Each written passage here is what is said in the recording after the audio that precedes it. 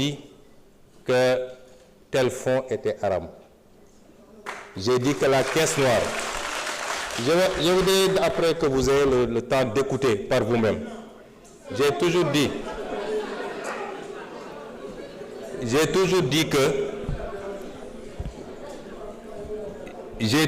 que dans un pays, il faut qu'on soit très clair, dans un pays, avoir des fonds qui sont laissés exclusivement à la discrétion d'un homme, fût-il président de la République, qu'il peut utiliser à sa guise, qu'il peut donner à qui il veut, qu'il peut même mettre dans une pièce, mettre de l'essence et allumer, c'est inadmissible parce que c'est l'impôt des Sénégalais. Par contre, dans tous les pays du monde, et même dans ceux qu'on appelle les plus grandes démocraties, il y a ce qu'on appelle les fonds secrets, qui permettent de régler des situations qu'on ne peut pas afficher publiquement et qui font l'objet d'un encadrement. Et en étant député ici, et en étant dans l'opposition, j'avais fait même des propositions sur cet encadrement-là. Et cela correspond à la vision de PASTEF qui sera matérialisée dans la gestion de ces fonds secrets. Parce que nous respectons toujours nos engagements, nous. Et nous, au moins, on a pris ces engagements, vous les avez jamais pris. Ça veut dire que vous auriez largement joui des fonds politiques, comme vous avez joui du régime de Macky Sall pendant des années, sans avoir jamais dénoncé. Et vous ne pouvez pas aujourd'hui donner des leçons. Le budget 2024, le budget 2025, est un budget qui a été pris dans les conditions que tout le monde connaît. C'est un budget à minima qui a permis au moins de sauver cette année budgétaire, de ne pas être face à un blocage à la date, à l'échéance, mais il était évident qu'entre l'installation de l'Assemblée nationale et le moment du vote du budget, il était impossible de procéder à l'élaboration d'un budget dans des standards que tout le monde accepte. Et c'est pourquoi nous sommes en train de travailler à la loi de finances rectificative que vous appelez, qui sera celle qui sera réellement conforme à notre programmation. Et austérité, c'est vous qui l'avez dit. Nous ne sommes pas dans l'austérité. J'ai l'impression que vous ne comprenez pas ce que c'est que l'austérité. Nous ne voulons pas que le pays s'arrête malgré la situation difficile. Nous voulons aujourd'hui travailler malgré tout, en faisant des efforts sur nous-mêmes, à dégager des marges budgétaires qui nous permettent, tout en continuant à respecter nos engagements, aussi bien par rapport à la dette intérieure que par rapport vis-à-vis de nos engagements internationaux, de pouvoir avoir des marges budgétaires pour lancer le programme Vision 2050. C'est de ça qu'il est question. Et ça, ce n'est pas de l'austérité.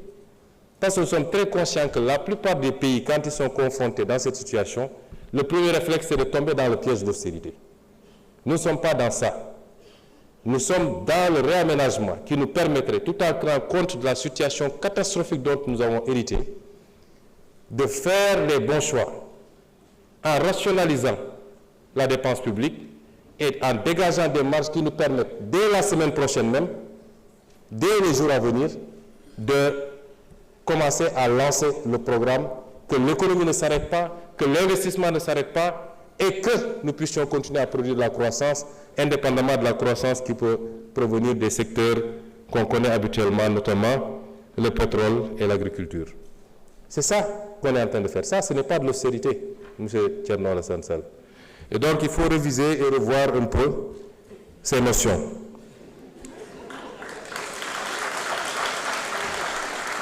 Et vous dites que nous sommes restés 11 mois sans prendre de mesures. Ah non. Durant ces 11 mois, on en a tellement pris des mesures correctives. Mais il se trouve que quand vous arrivez, vous héritez d'un État. Vous lancez des travaux. On ne se lève pas pour dire je rationalise telle agence, j'enlève, etc. On fait des études pour être sûr que les choix qu'on va faire sont les bons. Un État, c'est assez sérieux. Et durant le temps de ces études, il fallait continuer à faire tourner l'État, comme on dit. Et il fallait mettre des gens à la place qu'il faut pour qu'ils travaillent. Parce qu'il n'est pas question aussi qu'on laisse des gens qui ne partagent pas notre vision, qui ne comprennent pas notre combat, continuer à vouloir piloter des directions générales stratégiques ou des agences où on a besoin aujourd'hui de nous installer dans la vision 2050. Et le temps de faire ce travail, effectivement, on a mis ce qu'il faut. Ce qu'il faut saluer, et vous devez être le premier à le faire, c'est d'avoir le courage de dire, nous ne subirons pas la pression du militant, nous ne subirons pas la demande militante, et nous allons faire les réformes qu'il faut. Quitte à dire à un directeur général sur 3 que nous sommes désolés, mais le pays n'a pas besoin de cette responsabilité pour le moment. C'est ça le courage politique. On aurait fait comme tout le monde, comme vous avez fait quand vous étiez au pouvoir, on a laissé les choses telles quelles et même créé de nouvelles agences. Monsieur Sall, quelquefois, il faut savoir applaudir, c'est bon. Ça ne vous enlèvera rien. Vous ne pouvez pas vous inscrire dans la critique gratuite, c'est pas bon. Les initiatives sont salutaires et saluées par tout le monde, mais dites gongo et puis c'est fini. Je vous remercie. jërëjëf njiitu jawriñ yi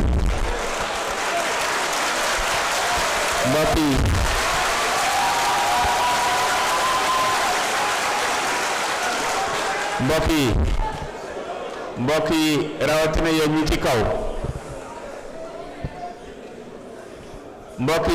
yéen ñi ci kaw ñu wàññi tàcc yi ak coow li ndax benn règlement intérieur mayewu ko ñaar saa yu ngeen tàccoo yéen a ngi wàññi temps